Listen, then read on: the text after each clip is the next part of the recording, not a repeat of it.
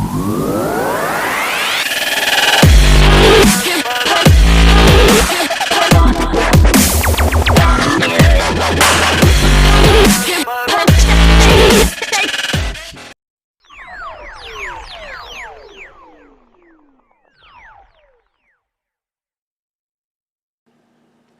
YouTube, Uncle Lucky here, and welcome back to another episode of Comic Book Cuisinart. Today we're going to do a comic book review roundup. I'm not actually doing a review, I'm just taking and scouring the World Wide Web, and I'm finding all the information that we can on a certain video game, and letting you, the viewer, know if you should buy it or not. So before we get started, I am so sick it's not even funny. It's got me dragged down right now. For all of you wannabe YouTubers, since I'm still very new to this would be a good place to start doing all those jump cuts, if you know what I mean.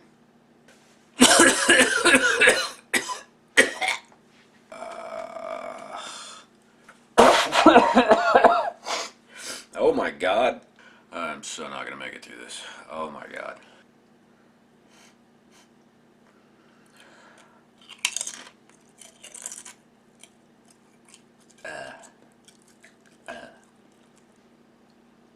Somebody shoot me. So without further ado, let's get to this review breakdown of Fallout 4. Should you buy it? Should you not?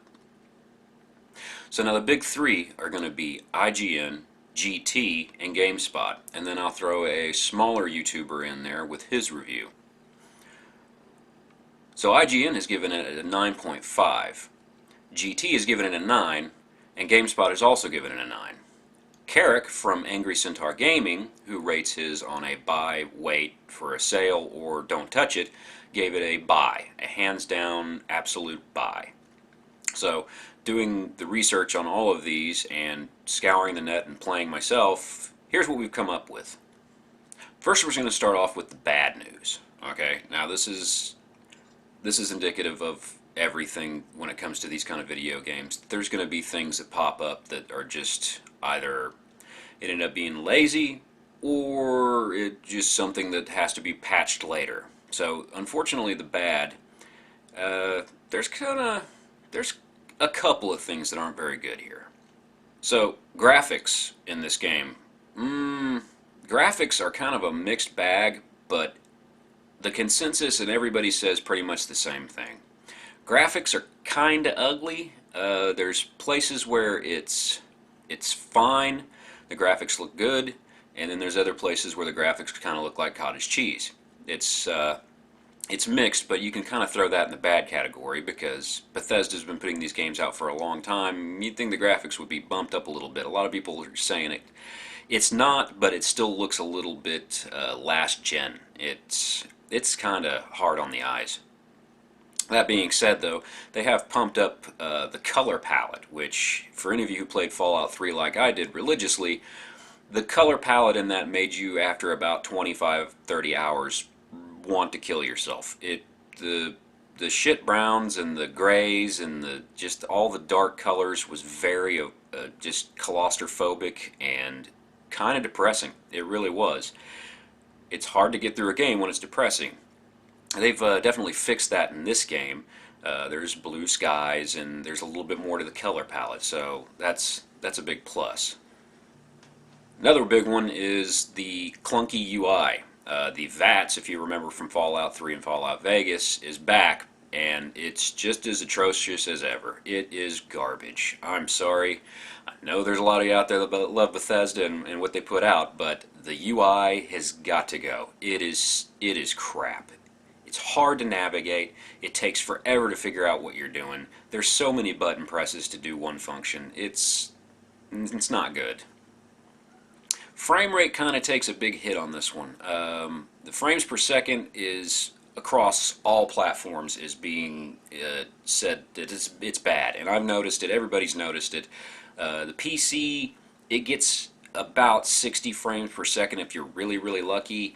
But when explosions start going off and bodies start flying, you're dropping down into the teens. It's bad. And you can expect 30 for the PS4 and the Xbox. Both of them, they're chugging along at 30. So that's another nasty faux pas. Now, speaking of the world that Bethesda has created here, another big one is the character models are just not that good looking. For the next generation in gaming, these character models are ugly, and they really are. You get some up close shots of them, and they're quite dreadful. They look. A lot of people have said the same thing I'm saying, that they look plastic. It's kind of nasty. Just looks lazy. It looks like, I'm not going to say they reskinned a lot of things from the other game. I know that they've updated and they've got their engine running, but it's ugly. The character models are kind of funky. There's also some bugs. It's not game breaking. A lot of the people reporting for their reviews say that they put in 20, 30, 40, 50 hours and didn't have one crash. But nonetheless, there are bugs, a lot of weird bugs. You just go through YouTube and look for bugs on Fallout 4. Some of them are quite hilarious, but there's a plethora of bugs in this game. Next up is the story, the main quest story. I'm not going to give any spoilers away. I'm not going to tell you what's going on when you do buy the game, but the story is throwaway. The main quest story is throwaway. It's not very good. They try and grab you by your heart and give you a purpose and a reason to be in this world and lead you in, but it all happens so quickly that you just get to a point where you go, eh. The side quests, on the other hand, are very good. There's a lot of interaction with other characters, but the main story is just pretty much throwaway. And now we'll get to the good, because the good is always good. First up, we're going to talk about that questing. Main storyline, garbage, but the side quest stories are inspired. They're pretty original. There's very few backtracks and, bring in 4 bare asses or whatever you get from a lot of RPG type games. It's the side quests that actually keep you going that are more intriguing than the main storyline, which is interesting. You wouldn't think it would be that way, but yeah, storylines on the side quests are phenomenal.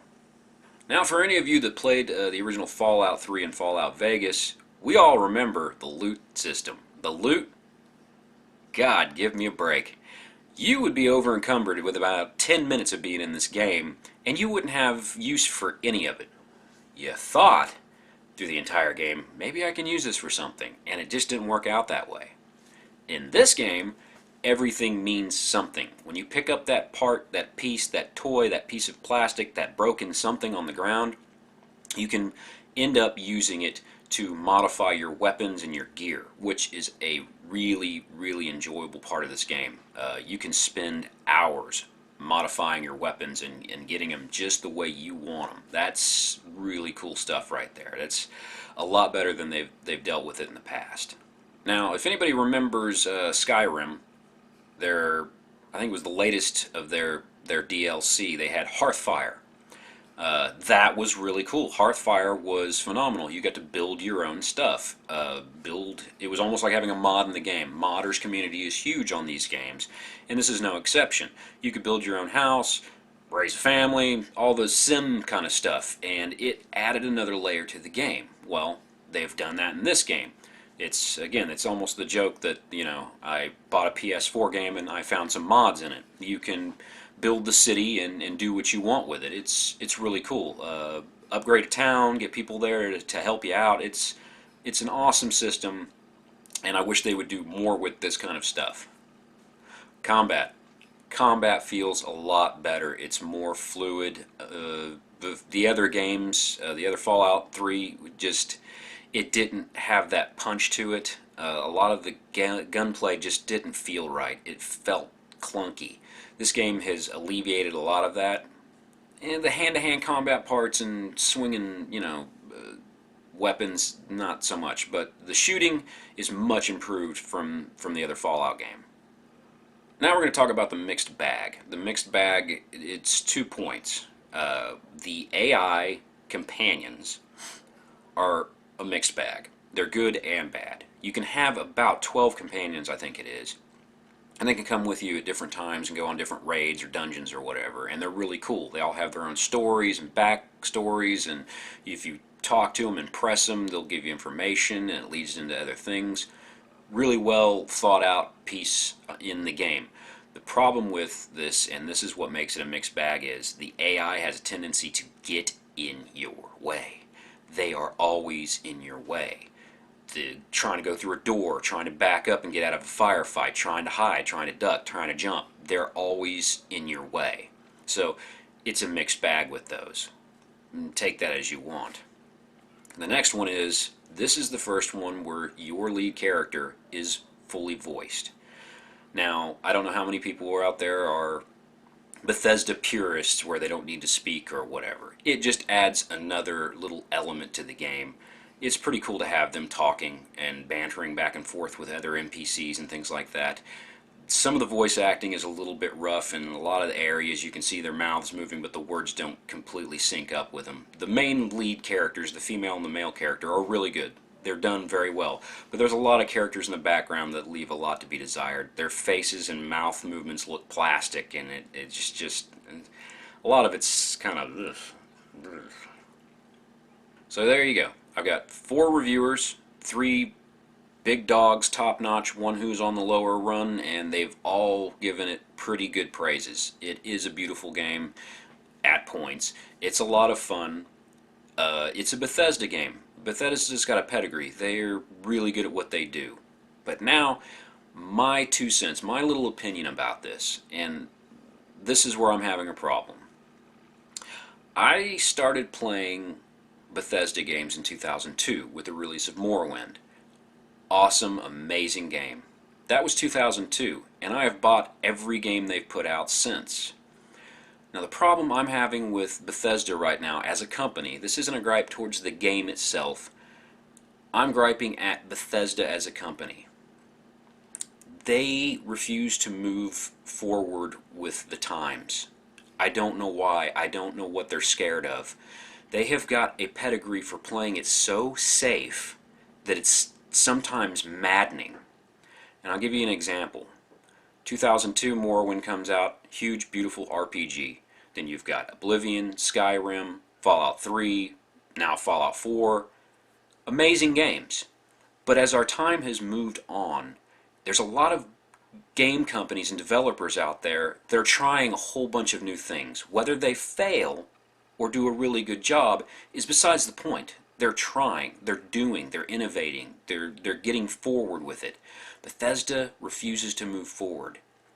Their graphics in all their games always look older, last gen, like they've been doing it for working on the same game for more than 5 years. They don't do co-op. That is maddening. There's nothing worse than running around a huge, massive, beautiful game world and picking up the boots of uberness or the shotgun of kill the pedophilia, and nobody sees you pick it up. You look at your weapon and its stats and you go, that is awesome. But there's nobody here. There's no friend in your game with you. Just to have one co-op partner in a game would revolutionize for Bethesda's stance. It would do so much more for their game. It would give it so much more life. But they won't do it. You've got games out there like Borderlands that are 4-player co-ops.